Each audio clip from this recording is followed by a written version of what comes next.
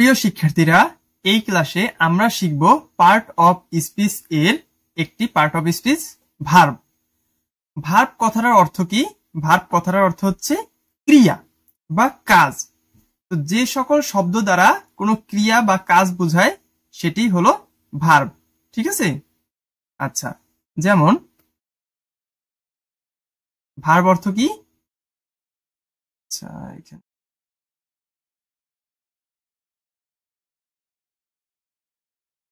Verb অর্থ হচ্ছে ক্রিয়া অথবা কাজ, তাই তো? আচ্ছা, এখানে দেখাইছি কিনা জানি না, এখানে লিখে দিই কাজ। তো কোন শব্দগুলো দিয়ে ক্রিয়া আর কাজ বোঝায়, যেমন কয়েকটা শব্দ লিখি, যেমন যাওয়া, ঠিক আছে, কোথাও একটা যাওয়া, গো। তারপর খাওয়া, ইএটি, ইট। তারপর কি যাওয়া, খাওয়া, ঘুমানো। ঘুমানো কি কাজ? হ্যাঁ, অবশ্যই, এটাও এক ধরনের কাজ। তারপর কি গান গাওয়া, সিং, এটাও কাজ নাকি? খেলাধুলা করা, এটাও অ্যাকচুয়ালি কাজ। হ্যাঁ, এটাও অ্যাকচুয়ালি কাজ। তো এইগুলো হচ্ছে কাজ বা ক্রিয়া অথবা verb. Go, eat, sleep, sing, play. Clear? তো ভার্বকে কয়েকটা ভাগে ভাগ করা হয়েছে। হ্যাঁ, finite and non finite verb, principal and auxiliary verb, transitive and intransitive verb, modal and linking verb. ঠিক আছে, আমরা আস্তে আস্তে জানবো কোনটা কোন ধরনের ভার্ব। ক্লিয়ার? পড়ালেখা করো মোবাইল ফোনে আর জিতে নাও আকর্ষণীয় কম্পিউটার, ল্যাপটপ ও আইফোন। অষ্টম, নবম ও দশম শ্রেণীর শিক্ষার্থীরা প্রতি মাসে মাত্র 450 টাকা থেকে সহজ শেখা অনলাইন ক্লাসে ভর্তি হতে পারবে এবং ঘরে বসেই মোবাইল ফোনে যতবার ইচ্ছা ততবার ক্লাসের ভিডিওগুলো দেখতে পারবে। তাই দেরি না করে এখনই ভর্তি হও সহজ শেখায় আর সুযোগ পাও আকর্ষণীয় পুরস্কার জেতার। বিস্তারিত জানতে ঘুরে আসো আমাদের ওয়েবসাইট এবং ফেসবুক পেজে অথবা এখনই কল করো ভিডিওর সাথে দেয়া নাম্বারে। প্রথমেই বলছে finite and non finite verb. Finite verbs কি? নাম্বার অর পার্সন এর চেঞ্জ হলে ভার্ব ফর্ম চেঞ্জ হয়, তাই তো? যদি তোমার সেন্টেন্সের নাম্বার, যেমন কতগুলা, এক বচন নাকি বহু বচন, সিঙ্গুলার নাকি প্লুরাল, সেটার উপর ডিপেন্ড করে। আর একটা হচ্ছে পার্সন, এটা কি ফার্স্ট পার্সন, সেকেন্ড পার্সন নাকি থার্ড পার্সন। হ্যাঁ, first person, second person, third person বোঝো? যেমন আই, আমি, ফার্স্ট পার্সন। ইউ, তুমি, সেকেন্ড পার্সন। আমি এবং তুমি বাদে সবাই third person. He, she, them, they, Rahim, Karim, এইগুলোর উপরে ভিত্তি করে ভার্ব ফর্ম চেঞ্জ হয়। নন ফাইনাইট ভার্ব নাম্বার ও পার্সনের চেঞ্জ হলেও ভার্ব ফর্ম চেঞ্জ হয় না। ঠিক আছে, যেমন আমি তোমাকে একটা বুঝাই, একটা উদাহরণ দেই। গো, গো হচ্ছে একটা ভার্ব। ঠিক আছে, এবার আমি একটা বাক্য লিখি, I go to school, SCHLL, school. Simple, তাই না? এইটা একটা ভার্ব, দুঃখিত, এই গো একটা ভার্ব পাইলাম।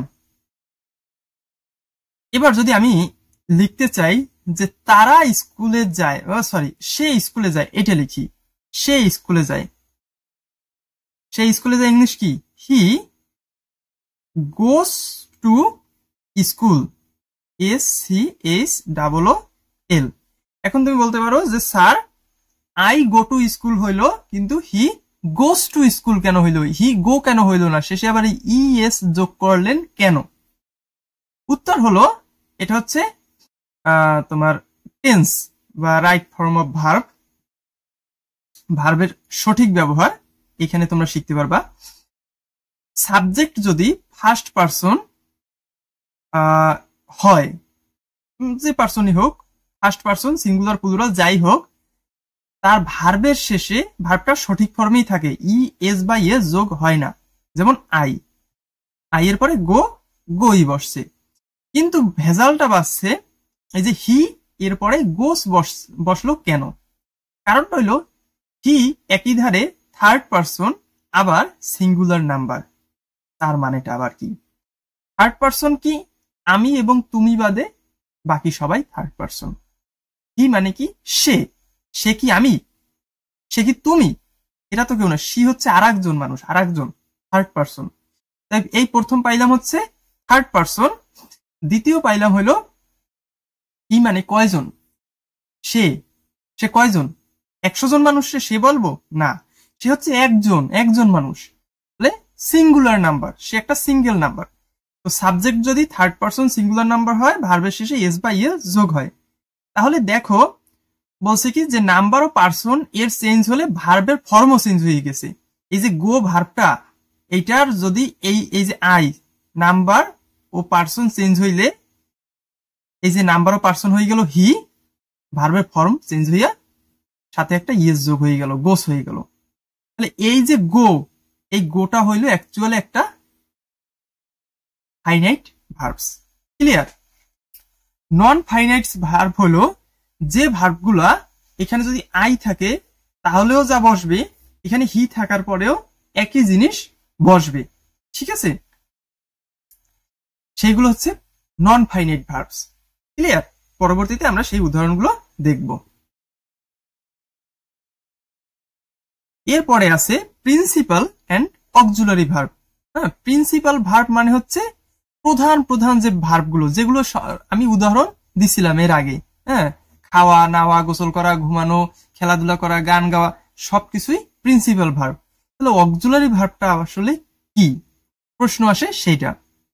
ঠিক আছে, দেখো প্রিন্সিপাল ভার্ব বলছে কি, main verb and can stand alone in a sentence such as write, cry, read, etc.